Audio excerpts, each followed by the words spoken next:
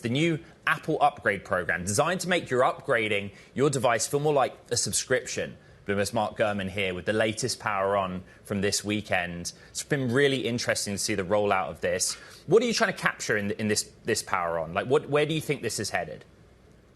Yeah, the fact of the matter is that you're going to see a change over time from sticker prices to subscription prices. The carriers have been trying this for years. It's been extremely successful for the carriers in the US and internationally.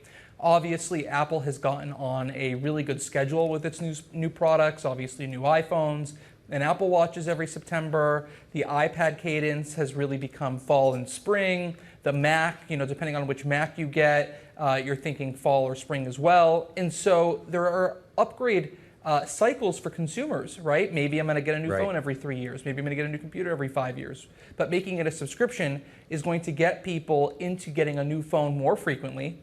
They could give those phones then back to Apple. Apple could resell them on secondary markets. They can reuse the parts for new devices, right, which creates a big cost savings and improved margins for them there too, as well as that secondary phone business.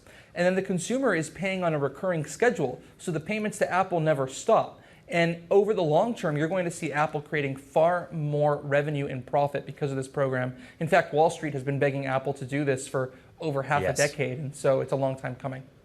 So this weekend, I did my first Apple upgrade. I took my 2020 Mac Air with an M1 chip, and I took the latest Mac Air 13 inches with an M5 chip, and I did the math, and it's a great deal, basically. I can trade in still and still do the Klarna Apple upgrade. The thing that jumped out is I got to wait 3 weeks for that Mac Air. That's still an issue. Yes, so as we wrote in Power On as well this weekend, the Mac Studio and the Mac Mini, those are no longer the only Macs with extreme supply shortages.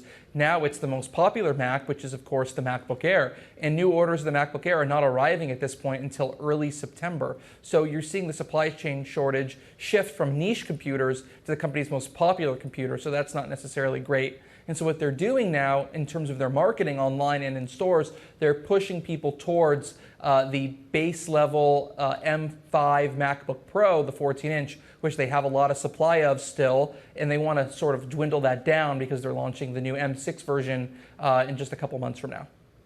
Mark, just very quickly, we have a story on the terminal about how Apple's Siri AI stacks up against the new ChatGPT. What do we need to know?